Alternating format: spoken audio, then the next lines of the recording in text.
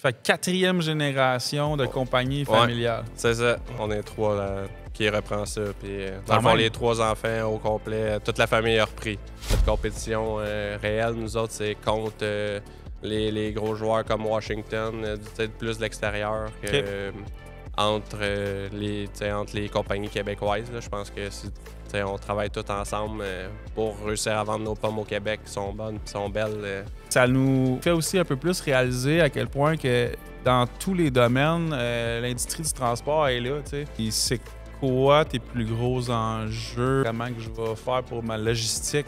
Ben c'est sûr que... Donc, nous revoilà pour un autre épisode de Histoire de troc. Aujourd'hui, j'ai la chance de rencontrer Mathieu Brie des Vergers des Bois-Francs qui va venir nous parler de sa passion pour les pommes et l'enjeu relié au transport de tout ça.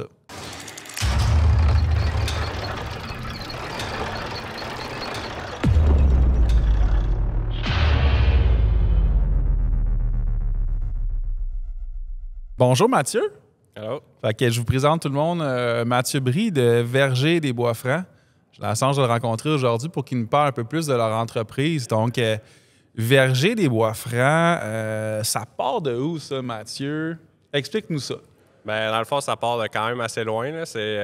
On est dans la 4e génération, moi, mon frère puis ma soeur, qu'on est en train de reprendre ça.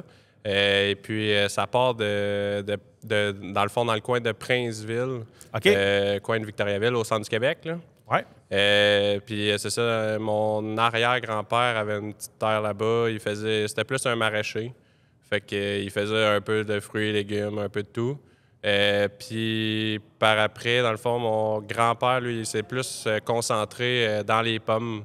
Lui, il cherchait dans le fond, il allait faire du porte-à-porte au travers dans la ville de Princeville, Plessisville.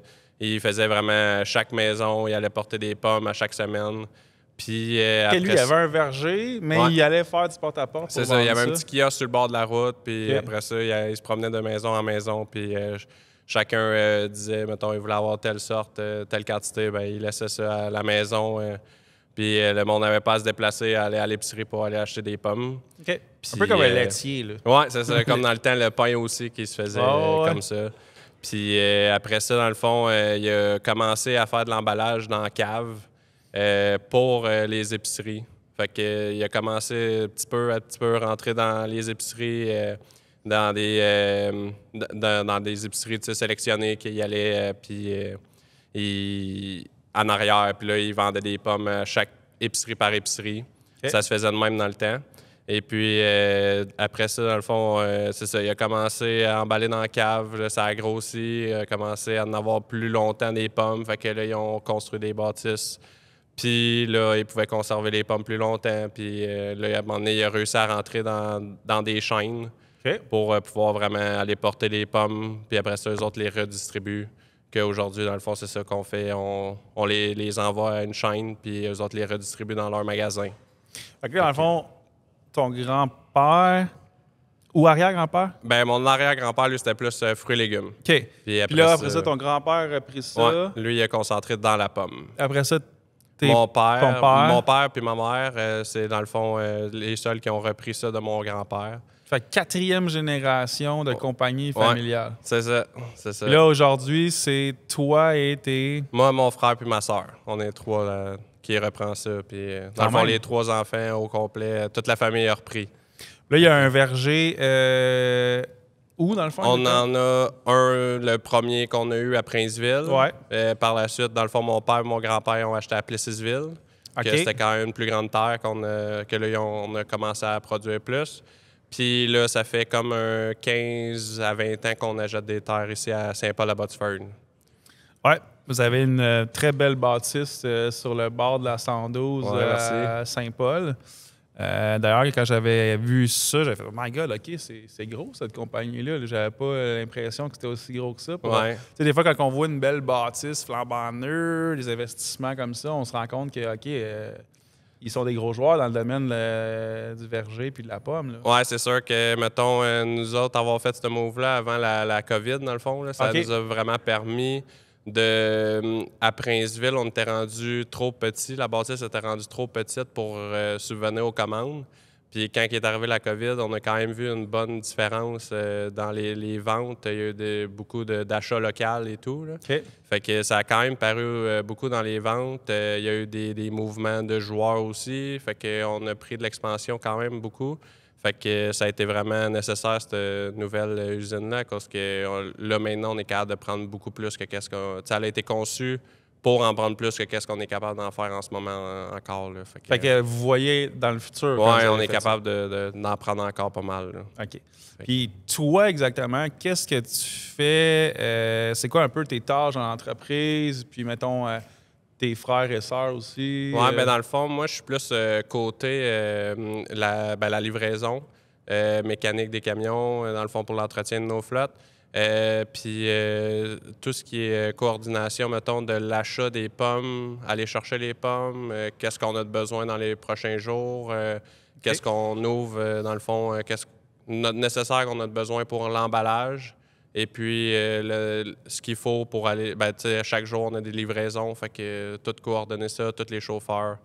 Puis sinon, mon frère, dans le fond, lui, il est plus côté marketing. OK. Ben, tu sais, la vente de la pomme. Ouais. Puis beaucoup aussi concentré dans les replantations des nouvelles variétés. Puis sinon, ma sœur, elle est sur le plancher avec les travailleurs, dans le fond, pour l'emballage. Puis c'est ça, dans le fond, pour que toutes les commandes soient faites à chaque jour. OK. Elle organise tout ça. Là. Fait qu'il y a une très grosse gestion quand même à tout ça. Oui, c'est ça. Ben, on fait vraiment de A à Z. On fait de la cueillette jusqu'à la livraison, jusqu'à dans l'épicerie. Fait que c'est sûr qu'on touche à beaucoup de domaines. Est-ce que ton père est toujours là? Oui, mon père et ma mère sont encore toujours là-dedans. Ouais, c'est ça. Puis, dans le fond, qu'est-ce qui nous amène aujourd'hui justement à se rencontrer? Parce que vous avez des camions pour le transport de votre marchandise. Oui. Comment tu trouves ça, toi, gérer, mettons, des flottes? C'est quoi tes enjeux là-dedans? Qu'est-ce qui a fait que vous avez dit, on va avoir nos propres camions, nous autres? Oui, bien, c'est sûr que nous autres, dans le fond, ce qui est vraiment important par chez nous, c'est le service qu'on rend aux clients. Fait que ça, c'est vraiment primordial. Tu sais, nous autres, dans l'alimentation, c'est vraiment 7 jours sur 7, 365 jours par année. Là. Fait que, dans le fond, le fait d'avoir l'autonomie, de dire on s'en va puis on a un rajout, c'est faut le rentrer aujourd'hui.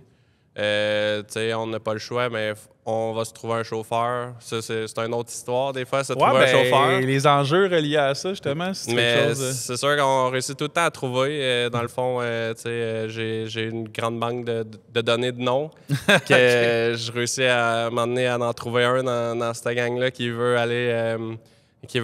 livrer les pommes. Mais tu sais, c'est sûr que dans le fond, j'ai 3 chauffeurs à temps plein qui livrent à chaque jour 5 à 6 jours par semaine. Puis, dans le fond, sinon... Qui part de votre... J'imagine que vous partez, mettons, de votre usine de production, je peux appeler ça comme ça? Oui. Puis vous allez après ça livrer ça directement? Bien, mettons, nous autres, c'est principalement... Ça se passe beaucoup à Boucherville, OK. Montréal aussi.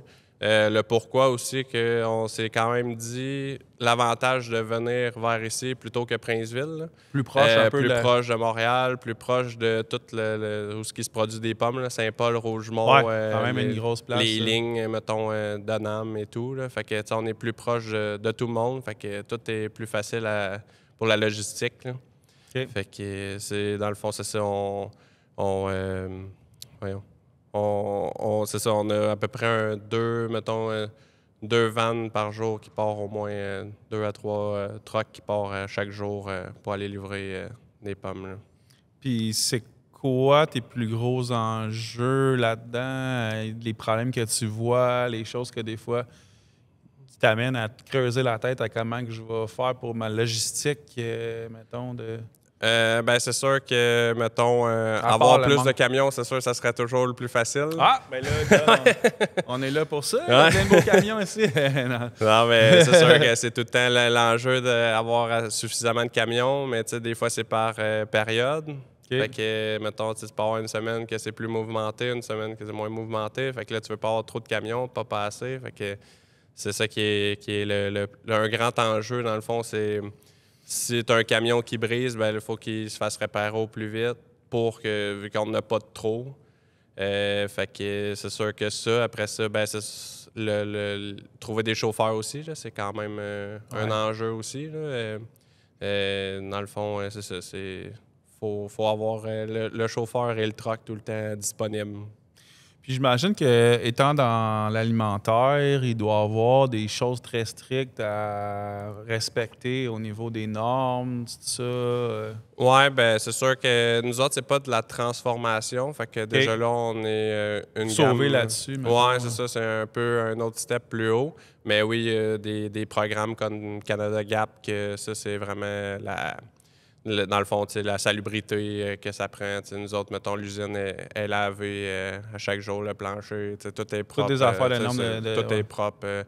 Les camions sont nettoyés, le plancher à chaque jour pour que tout soit propre. Puis au niveau, est-ce que tu sais un peu le nombre d'employés que vous avez dans votre entreprise? Ben, mettons, à longueur d'année, mettons, à l'hiver, on est Parce que vous, c'est ça, c'est saisonnier. Oui, ben c'est saisonnier, mais mettons, l'emballage, c'est à l'année. OK. Donc, à l'emballage, on est environ 12-15 personnes que ça prend. À l'année, mettons, à l'été, on va tomber plus un 25-30 personnes. Puis à l'automne, une centaine de personnes. Puis c'est sûr que tu m'as parlé que c'est parti carrément de ta famille loin, tout ça. Est-ce que toi, en tant que relève, tu t'as connu peut-être des technologies un peu plus nouvelles pour la récolte des pommes, pour je sais pas pour la transformation, parce qu'il n'y a pas de transformation, mais je pense que ton grand-père, eux autres, ça devait être vraiment la cueillette à la main, puis peut-être un peu moins d'équipement, mais est-ce qu'il y a des choses là-dessus qui ont changé beaucoup avec les années pour améliorer ou pour rendre vos processus plus rapides? Oui, bien c'est sûr que, mettons, dans le temps, ça se cueillait à petites boîtes de bois, puis après ça a tombé avec des sacs accrochés sur le cueilleur. Okay. Les méthodes ont changé. De nos jours, il y en a encore là, des sacs puis des échelles, puis ça se fait encore, mais c'est ça, on regarde, dans le fond, là, on est dans le procédé d'avoir des machines que c'est pas tout automatisé pour cueillir, mais c'est vraiment une machine qui, dans le fond, c'est des convoyeurs que tu mets juste les pommes, la personne n'a plus le poids sur elle, puis la pomme, tu la prends, tu la déposes sur un convoyeur. Directement dans les vergers. Oui, c'est une machine avec des convoyeurs, puis ça la remet dans des boîtes de bois pour les conserver durant tout l'hiver. Okay. Fait que dans le fond, c'est le nouveau procédé, mais c'est sûr qu'on s'attend à ce qu'un jour, il y ait d'autres technologies, comme là, ils travaillent sur le drone ou des cueilleuses. Des cueilleuses, mais c'est... Des cueilleuses avec des drones? Oui, c'est ça. Pour aller chercher une pomme par une, mais... C'est l'automatisé, mettons, là? Oui, c'est ça, mais... Le drone va chercher la pomme, il va la porter dans un convoyeur. C'est ça, ça reste que l'efficacité... Comment tu vois ça, toi, mettons? Ben, c'est sûr que... à ça, ou? Ben, c'est... La manière de cueillir une pomme est quand même compliquée. Oui, c'est ça. Puis sans la poquer, puis la décrocher est quand même compliqué. Pas endommager les pommiers aussi. Oui, c'est ça. Pas arracher les bourgeons. Fait que c'est quand même pas facile, mais je suis sûr qu'ils vont trouver un moyen. Là. On commence à en avoir là, des drones ou des machines vraiment avec comme des bras, des robots qui vont chercher les pommes, mais ça sera pas évident. OK. Est-ce que dans les prochaines années, vous voyez, mettons, des projets, peut-être du développement d'entreprise? Est-ce que vous avez des choses qui s'en viennent, que tu peux me parler ou que... Oui, c'est sûr que on cherche toujours à agrandir, avoir plus de ventes de pommes, puis d'avoir toutes les variétés le plus longtemps possible pour avoir toutes les sortes pour tous les clients. Fait que c'est sûr que déjà là, aller chercher tout le marché, dans le fond, notre compétition réelle, nous autres, c'est contre les gros joueurs comme Washington, plus de l'extérieur que entre les compagnies québécoises. Là, je pense que on travaille tous ensemble pour réussir à vendre nos pommes au Québec qui sont bonnes et sont belles. On va réussir à quand même bien combler le marché. Fait que c'est ça, c'est de s'adapter à toutes les variétés. Nous autres, c'est sûr que depuis quelques années, on travaille gros dans nos terres là, pour réadapter nos vergers pour justement l'automatisation qu'on espère. OK. C'est une différente méthode. C'est différent de la manière de le planter. Puis sinon aussi, ben, c'est de faire des frigos pour les garder à longueur d'année. Ben oui, c'est ça. J'étais pour te demander. Il doit quand même avoir des grosses installations pour garder ça à l'année tout le temps frais, là, veux pas? Oui, c'est ça. C'est des frigos scellés qu'on appelle. Là. Ça s'appelle l'atmosphère contrôlée. Là. Il n'y a pas d'oxygène dans les frigos. Oh, wow! Fait que dans le fond, on extrait l'oxygène dedans, mais il reste un petit pourcentage d'oxygène. Ouais. Puis dans le fond, on rajoute de l'azote. On crée de l'azote avec un compresseur. OK. Puis on rajoute l'azote à l'intérieur. Puis dans le fond, on contrôle le CO2, on contrôle l'azote puis l'oxygène.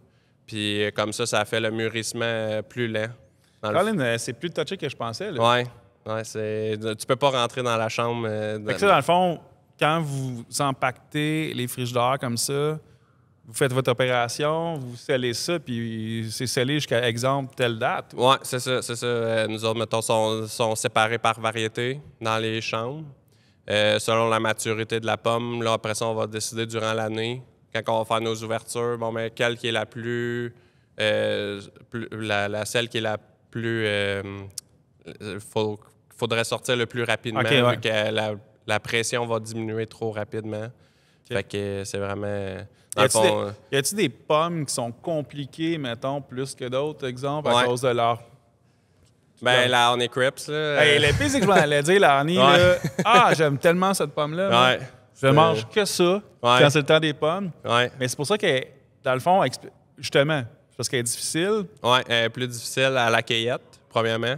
Dans le fond, tu peux pas... une Honey Crips, mettons, c'est pas comme une McIntosh que tu peux vider quasiment toute l'arbre d'un coup à cause qu'elles sont toutes prêtes en même temps. OK. La Honey Crips, tu vas avoir des pommes sélectives. C'est pour ça qu'ils sont plus chers. Oui. Puis aussi, pour la conservation, il y a des choses plus différentes. Là. Elle n'est pas à la même température. On la garde à une autre température. Mettons, les pommes, nous autres, dans les frigos, on les garde à peu près, pas à long terme, là, mais on garde nos frigos à peu près à 0,8 degrés. OK. Puis, dans le fond, là, en Eclipse, on est plus dans le coin de 3,5 degrés. Fait que dans d'autres frigos, c'est tout plus compliqué, mais c'est sûr que c'est une excellente pomme là, pour le consommateur. Ouais. Là, à cause que c'est une pomme que tu gardes dans ton frigo à la maison, puis elle se garde belle, puis elle se garde bonne. Là, fait que... Parlant consommateur, vous faites affaire beaucoup avec, probablement les épiceries, les industries, tout ça. Mais les particuliers, est-ce qu'ils peuvent aller cueillir des pommes encore directement dans vos vergers? Oui. On à Princeville? Oui, c'est ça. C'est à Plessisville. À Plessisville, ouais. OK. Ben, Princeville, on a un kiosque à l'année qu'on vend des pommes. Mais à Plessisville, dans le fond, on a le site il est plus grand. Fait qu'on on a, dans le fond, à cet endroit-là, on peut faire l'autocueillette durant le temps de l'automne. OK. Donc, on vous invite à aller cueillir des pommes au verger des Bois-Francs. Ouais. Sinon, pour conclure, est-ce qu'il y a quelque chose que... Est-ce que tu recherches des gens? Est-ce que vous avez des postes ouverts en ce moment, des fois, ou des choses comme ça? C'est sûr que, mettons, là, en ce moment, mes temps pleins dans les chauffeurs sont tous comblés, mais c'est sûr que du temps partiel... Fait que la saison va... Ben non, mais c'est le temps partiel. Mettons, comme nous autres, au mois de janvier, février, mars, avril, c'est quand même des bons mois de... Il y a quand même beaucoup de camions à faire. Là, fait que c'est quand même... j'ai besoin souvent de temps partiel. Là, fait que ça peut... autant qu'à quelqu'un un autre job, mais ça peut être des fois une journée, une fin de semaine, quand ça donne. Puis ça fait changer une petite job-in d'un autre. Là, fait que, ouais. Bien, merci beaucoup d'être venu nous rencontrer et nous parler un peu plus de ta passion, clairement, qui est une passion qui dure depuis des années dans ta famille. Ouais. Puis ça nous fait aussi un peu plus réaliser à quel point que dans tous les domaines, l'industrie du transport est là, tu sais, que les camions sont présents un peu partout, je veux pas, que ce soit des producteurs de pommes, que ce soit n'importe quelle production de légumes ou autre, ça vous prend quand même des camions pour amener ce matériel-là. Puis, dans le fond, je pense que les gens, des fois, ils réalisent pas ça. Ouais. Puis qu'est-ce qu'une compagnie les fait réfléchir de dire hey, je vais m'acheter mes propres camions, c'est probablement pour sauver des coûts, etc. Puis ça. Ouais, c'est ça. Puis avoir le meilleur service que tu peux avoir. Là. Quand c'est toi qui le gère, il est là que pour toi, le camion, c'est sûr que c'est mieux. Good. Merci beaucoup, Mathieu, d'être venu nous rencontrer de me recevoir. aujourd'hui. Merci d'avoir écouté cet épisode avec Verger des Bois-Francs. N'oubliez pas de vous abonner pour nous suivre et de mettre des commentaires s'il y a des choses que vous aimeriez voir dans nos prochains épisodes.